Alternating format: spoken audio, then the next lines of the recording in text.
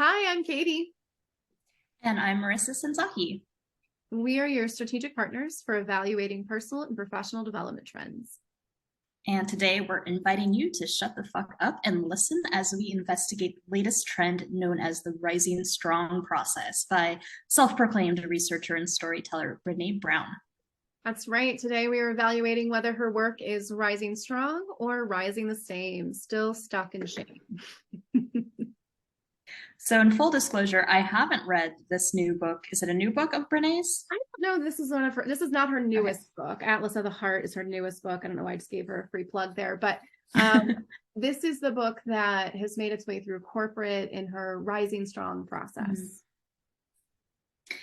And yeah, you've been texting me as you've been reading along. And so curious to know, how do you describe this rising strong process? Like, why is this something that people are utilizing?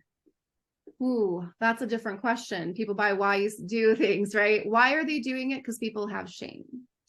And what is causing them to lead to this particular book and her research is because she's a really good storyteller. um, we have a 7-step, I think it's a 7-step process in here, and you have a 3-step process that you have found. Um, but what I really noticed in all of this is she believes the research is showing that if you talk about shame, it goes away. And so I'm just confused by how many decades of talking about shame that we've had, but she still, when she interviews, says, I know my shame. I have shame here. And as we were talking offline, Marissa didn't even realize her core wound, according to the human design world, is shame. And Marissa, your response to that was, I laughed because I was, leading up to our conversations around shame, I've really thought about like, where do I hold shame? And I was telling you, like, I don't really think I do anymore. I think maybe I did in the past about certain things, but it wasn't my own internal shame. It was the shame that society or like family has put on me because of the certain like expectations we have. And I don't think that it's the shame that I carry anymore. yeah. And what we hear in current interviews with Brené is she's still rumbling with shame. And so for me, that sounds like a rising same process, meaning that the immediate shame is over. And so you feel stronger because you're on the other side. But we didn't build a muscle. And also, this isn't really a muscle. I look at shame as something that we just need to integrate. Laughter, not talking about it gets rid of shame. Her big focus is that shame can't only lives in secret and silence. And there's truth to that. Shame does like to live in silence. And that's where you talk about having to get really into yourself to look at, well, where is it living? But I'm curious for you, was it helpful to just go out and tell your story and tell everybody about where it was living? Did that make it go away for you?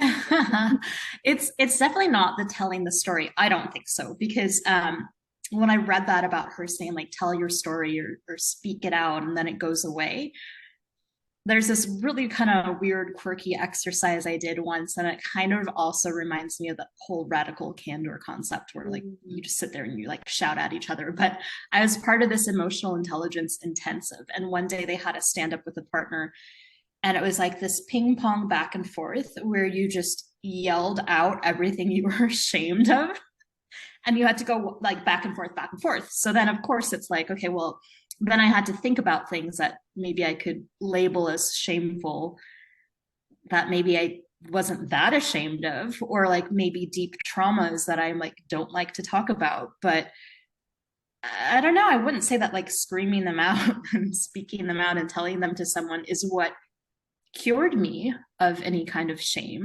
But I do think that suppressing it and hiding it and labeling it as shame is what makes it's a cancerous. It makes you sick. And that's why people buy the book and they buy the process, because they are living with it in secret. They're not telling their colleagues. And then when they start to tell their colleagues, they find out that this is just a human experience they're having. And so their colleagues have something that they can share too. But what I keep seeing in her book that she points to somehow the research there is when emotion, I'm quoting from her book, when emotion washes over us and the first thing we think is, why am I so pissed? What's going on with me? my gut says something's up and I need to get out my journal and figure this out. and she talks about digging into the story and like your emotions in your body. And it's 90 seconds. You need to know, where does this emotion live? Number one. And what does it feel like? And what she does, her process is, she actually is, there's the buffalo that run into the storm. Let's go into the feeling, not to get the journal out and intellect our way out of this, but let's just go through the emotion. Oh, let's maybe observe it. Let's laugh at, oh gosh, I'm feeling shameful about this thing. Like, really? Kids feel shame, right? Like, let's let go of that. And instead, we're going to get out a journal and we're going to entertain shameful thoughts so that we can somehow get to the bottom of it. And so instead of digging into the wisdom of the body, she's digging into her intellect. Whatever she spins after that is just a story that makes her temporarily feel better. And that's why it's a process, because I think that, I think that goes back then to her number one tip on that 3-step of a stopping a shame spiral, where she says, talk to yourself like you talk to someone you love, which is sort of rewriting the story, right? And I do agree with the inner self-talk and realizing when you're talking down to yourself or not coming from a place of love, like that's important. But I think she's fixating then on that, correcting that inner narrative. Yeah. And the reason that Richard Rudd talks about the cure for shame is humor is when something is history, we're supposed to be able to laugh because it doesn't hurt us anymore. We can, I think men now on the Instagram are obsessed with the Roman Empire.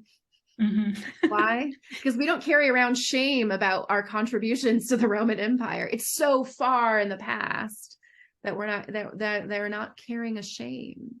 And when we can look at things and laugh and allow ourselves to be, in the shame, then we don't have to write a story about it. And then we don't have to tell everyone about it. And then in the future, if someone's telling you about their shame, sure, you got a great story to share about that time that you too felt shameful there.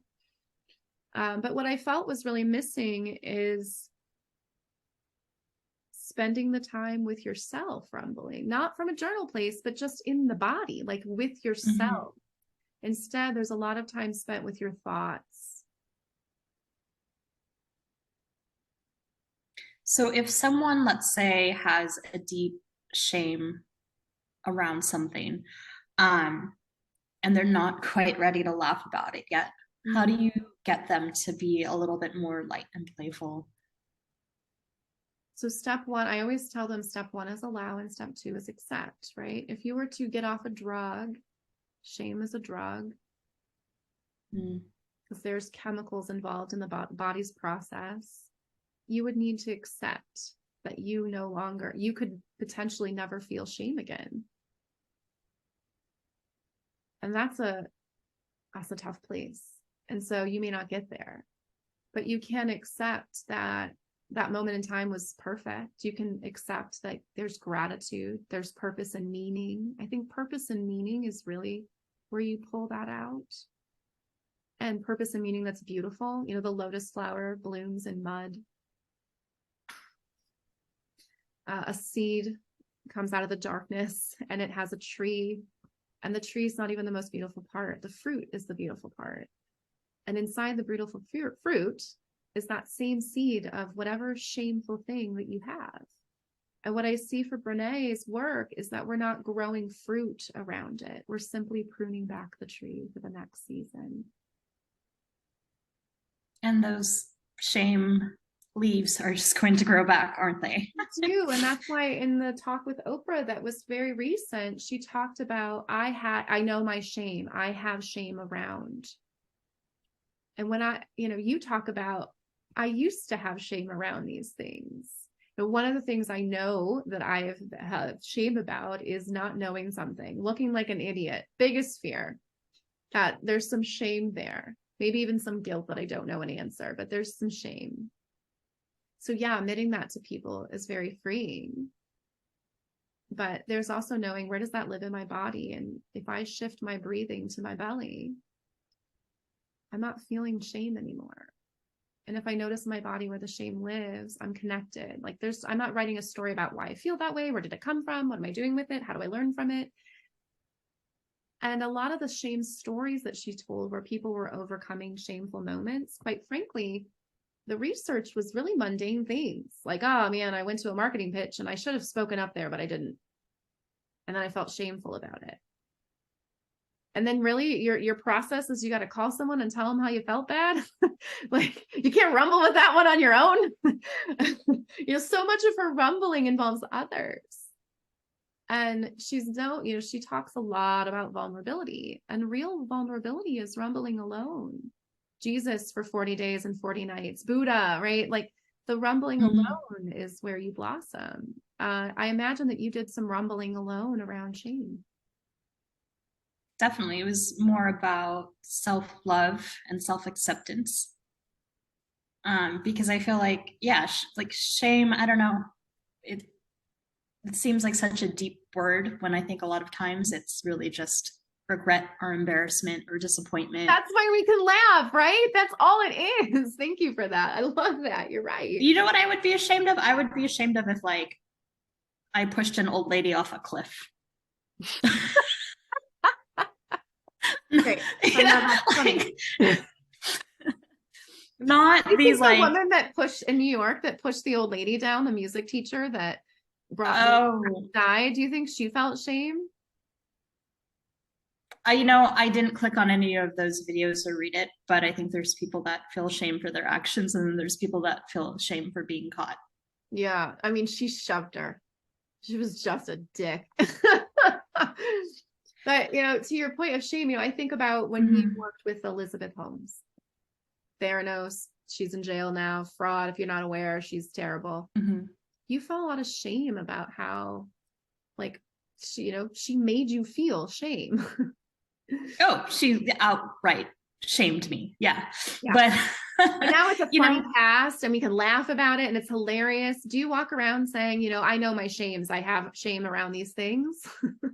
No. And I think that I've felt shame from, one, having to quit a job like that and then not being able to talk about it, not even really being able to say like why I left or what the company did, which was very difficult in the interview process right after I left that. Or shame from being fired from other jobs. That's happened to me a few times. But then I think about like, I own the portion of that I was responsible for. And then there's also the portion of like something being done to me. And that's more of a, resentment, grief, anger, all those other emotions that come together that we're like putting into this shame bucket, I guess. But that's where I think it's like, it's also taking on other people's shame, and I don't need to. Yeah. Which is interesting because then, Brené's whole, her second step is reach out to someone you trust and then, tell your story. To me, that's shame dumping. Like I feel all of this uncomfortable energy inside of me. And rather than like sit there and process it or quell it, I'm going to throw it at you. Yeah. She talks about practice critical awareness by reality checking the messages and expectations like that people tell us. Some of these things you talk about, you mentioned like shining, you couldn't speak your truth. And that's why there was shame. This is why people buy her book. And this is why people find some interesting information in there. But there's not a process that you go through and that you pull out a journal every time. I just saw on Instagram that it had like listed all these things that she tried to do to regulate. And one of them was like, pull out my journal. I journal for my inspiration. Our thoughts, we think that we can control our thoughts. I think, the deep shame there is that the thoughts aren't what are meant to make our decisions. Our body is. Like your body told you to leave that job, and then your body would have loved to have shared that information with people, right? That throat was like, I can't say it. If it's sitting in the body, I still haven't seen any of that for her and any of her. And for me, when I evaluate how she talks about her research, she always says the patterns that she sees. She always starts out with, of all the research, here's what it says. I saw these 4 patterns. People that have this trait, wholeheartedness is one of them, that forgive them, that don't have shame, They have these 4 things in common. Marissa, you have a degree in psychology. How do you feel about the correlation and causation there? Well, yeah, I question her research process. And I also think when we look at these types of personal development thought leaders in the industry, they're selling a process because it's easier for people to identify and put themselves into these buckets. And even though I'm trained in integrated attachment theory, that's also something that I'm just like wary of people getting too stuck on identifying to I'm an anxious, preoccupied person, therefore I'm always going to act XYZ. So yeah, I'm skeptical of it. What I always find interesting, the patterns that she pulls out, you know, what she sees as, oh, they tell people about it. Like purpose and meaning is what is the pattern there. People that don't have shame have found purpose and meaning. And so they've closed the door on that. I find, if you're using her example of they tell someone about it, it's because they're not ashamed to say it, perhaps. And so maybe that wasn't even a thing. Like I question, you know, did you ask them, tell me about a time that you felt shame? Because as soon as you do that, we're going to a memory bank where we are 50% accurate at best. There's a lot of research around that. One of the things she writes in her book, one of the greatest challenges of becoming myself has been acknowledging that I'm not who I thought I was supposed to be or who I always pictured myself being. When I think about human design, when I look at it, that's exactly who I was as a kid. I was 7 years old. I wrote a little poem that said I love wearing slacks and sweaters. I don't have to have shame because I've embraced that this is just who I am. I would love to be fancy and Prada and Gucci, and that's just not my style. Well, that's an interesting quote you bring up because I feel like that perfectly aligns with what I'm saying about like her shame is external and it's societal. And who the hell did she picture herself to be as a kid? Because, you know, was that society's picture? Because when I look at, I'm talking about like moments as a kid where I would have been really authentic. You know, you can, and she talks about it being a great challenge, but she doesn't talk, you know, I again, I don't see the overcoming that challenge, which comes back to, I can't really see how your research has validity when she's still somewhat wrestling a little bit. She talks in here about a professor who his students liked her book. And the students do suppress, right? When you're 18 and 19, like this is a good book for those kids because they don't talk about shit. Literally using shit when I was growing up, like it was embarrassing to poop at school. I think the kids are over that now. But like that's the shit, like shame. If you would have asked me what was your biggest shame in high school, it'd been like taking a poop. I'm kidding. Like, so when you think about that, so the professor said, you know, where do I get your book? And she's like, oh, it's self-published. And he said, oh, because that's what it looks at as being very arrogant. You know, I think she still has this idea of like what society thinks. Part of why I haven't gotten the PhD, but I've done enough research to do it, is because I am standing strong in that life school and my degree already, the 4 years that I gave you $100,000 is enough.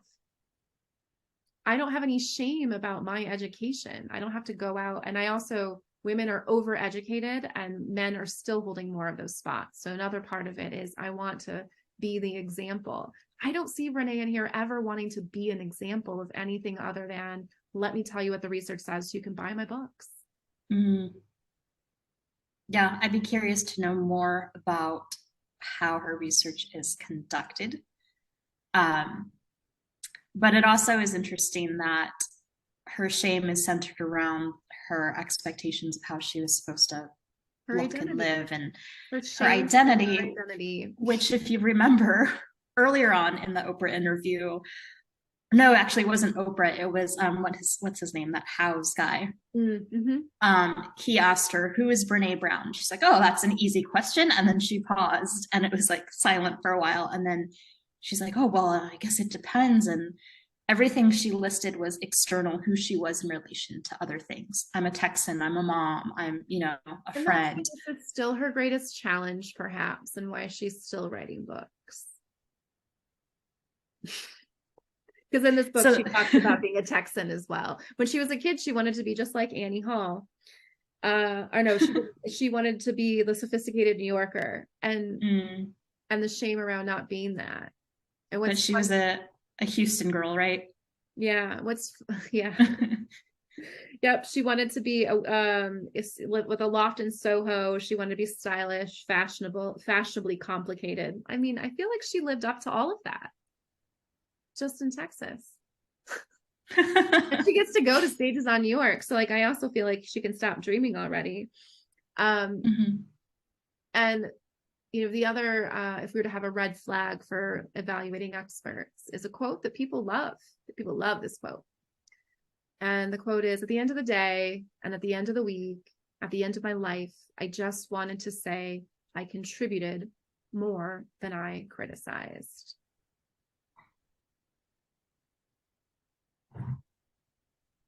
And I feel gaslit. What she's saying there is shut the fuck up. Don't criticize people. Contribute, contribute, contribute.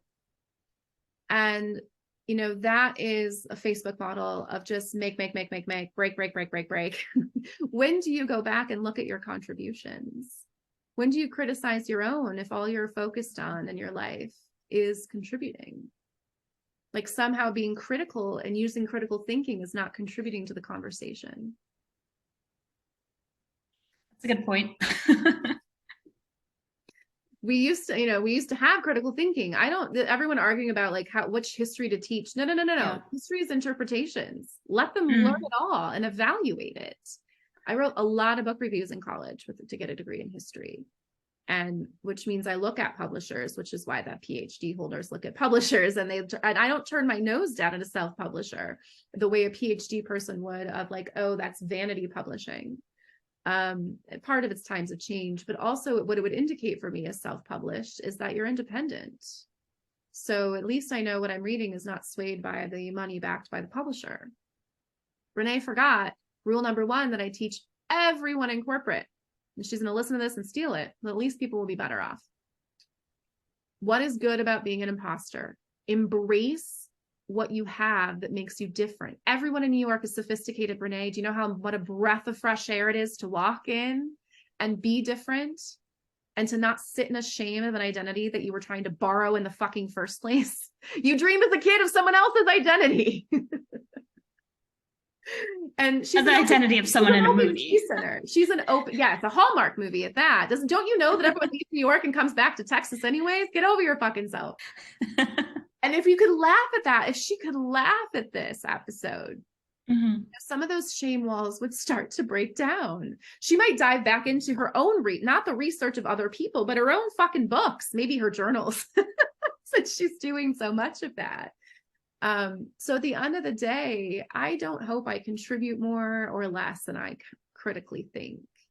What I do hope is that what I contribute, I've critically thought about and evaluated. Yeah, why do we put this negativity around the idea of criticism? Well, the media has done that for us. And, what people don't know because they didn't study real history, they just had the government run school history, is World War I afterwards, Congress got together and literally said corporations like JP Morgan bought up the media before the war and then published all these things. And that's how we got drug in. And that is why America got drug in. The business, I used to teach this in history class of imagine you're playing baseball and you can bet on the winning team for the World Series because you know who it is. Because Americans had sent weapons to Germany, but they had invested far more. American banks had invested in the other side. Capitalists needed the other side to win, and it was looking like they weren't going to win. So we had to go in and help them. Congress knew that, which is why it was so fucking hard to get into World War II, and probably why we allowed Japan to drop bombs on us, if you believe that we had warning. And if you know the Spanish-American War, which I did teach to my students, we also manufactured that. It was called yellow journalism. And so sensational headlines, it's super easy to say, you're not putting out love, you're putting out fear. You're being critical, you're not contributing. When we really, balance comes to mind. But I'd actually rather be known for contributing less and providing critical thinking more by choosing not to contribute bullshit, a la Adam Grant, as we love to harp on, because he loves to contribute bullshit just to get some comments. And that alone for me, when I am evaluating an author, an expert of, do I trust the research? When we trust research, we're essentially saying we trust the person around it. That's why Simon Sinek taught us to buy why and not what and how. And it's hard to trust someone that and their process when they're still rumbling with the process. I do not believe people have to live in shame their whole lives. And if you have to continue to repeat something over to every time you experience it, you realize you have to rumble with a journal every time, you're feeding the beast. Your tree is never bearing fruit. You're just pruning. And yeah, from a psychology standpoint, I feel like people who are hyper sensitive to what they perceive as criticism and take it as a negative thing, a personal attack. They're carrying a very deep shame wound. Definition of shame. I have no shame. You can criticize me. It's fine. Yeah.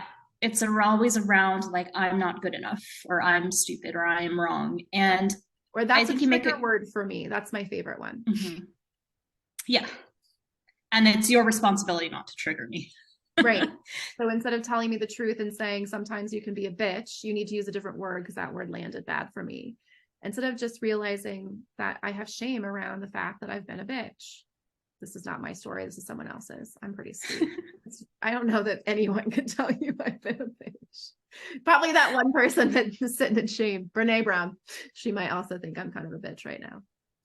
And I would love to laugh with her and talk through her, what I would say is a shame-lensed view of the research. If you go into the research trying to discover your own shame, right? If you're a therapist going into school to cure yourself first, you're not going to see it with the gift of farsightedness. You're not going to see what's actually there. I think the real way to stop a shame spiral is just stop spinning it. Stop feeding that hurricane. Don't feed it, which is why the journal's done. Buffalo, run through the storm. 90 seconds is how long it will take for the shame emotions to wash over you. Observe it. Notice where it is. Notice your thoughts. Laugh at them if you can. If you can't, just notice them. After a while, you will find them funny. Shame thoughts are hilarious. I'm not good enough because I was raised in Texas. Are you fucking kidding me? Like, those are hilarious thoughts to laugh at. And that's what I have an accent and I curse. Oh, how fucking terrible. Like, come on. These are the things she talked about. When we can laugh at our own shame, then you're not really sitting anything anymore. You don't need to call anyone and tell them about it to feel better. She has an open G center in human design. It's very clear. She's been looking for identity and purpose her whole life. I'd love to give it to her. She doesn't have one. So how can Brené live, laugh, and shut the fuck up about her shame? Yeah. So I would invite her to, instead of digging into the story, just dig into her body and allow herself to feel it. I also would allow her to laugh at her. She's been telling these stories so many times. Like, the more that you tell these stories, they're funny. And I would also invite her to start looking at what real vulnerability is, which is sitting in your own muck, parenting yourself. And it's not inner monologue. You don't have a monologue with a fucking toddler, right? You say you let them experience their tantrum, and that, which is feeling your shame. And then you have a snack.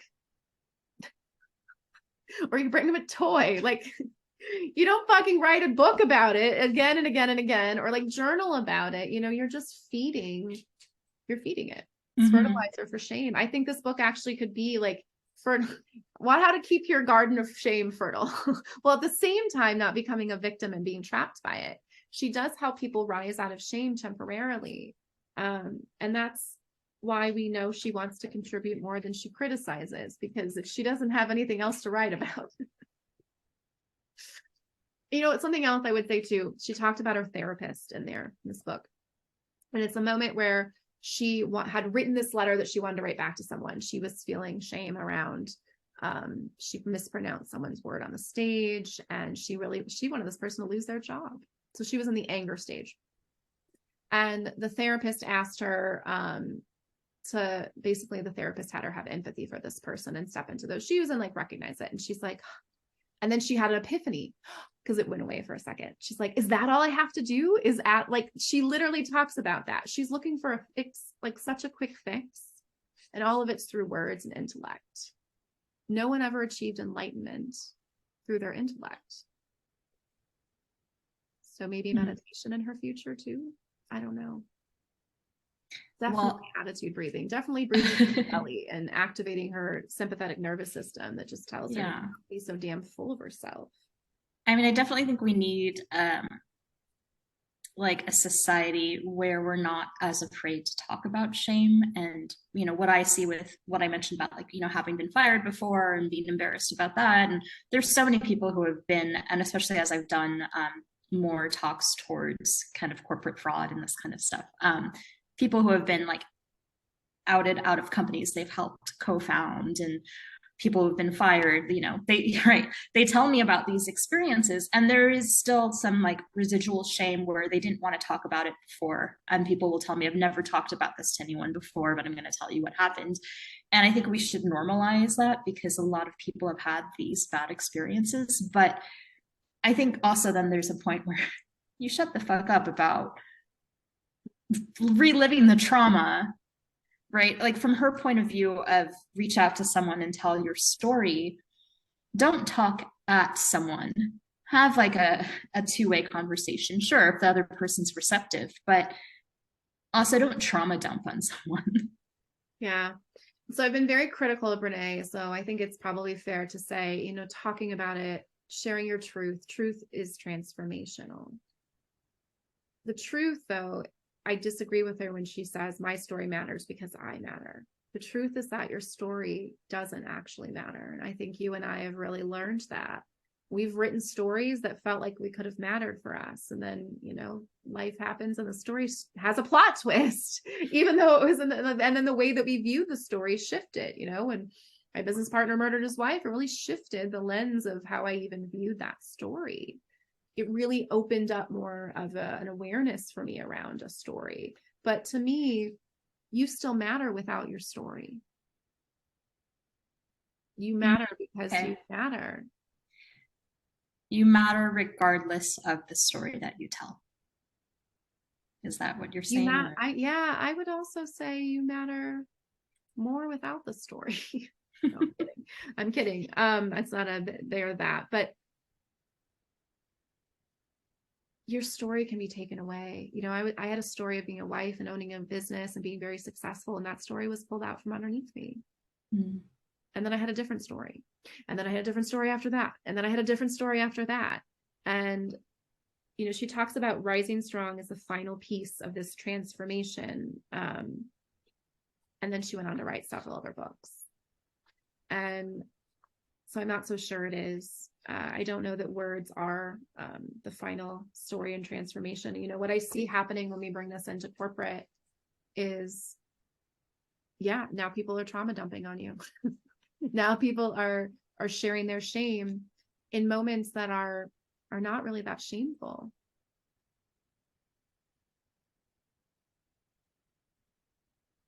But we feel better because we got to share it, and then we bonded because you had a story too. And now trauma bonding. Yeah, I mean, I guess for me it's the title that feels misleading. And so, you know, how the ability to reset transforms the way we live, love, parent, and lead. I don't know that, you know, this at the back, this process teaches us the most about who we are.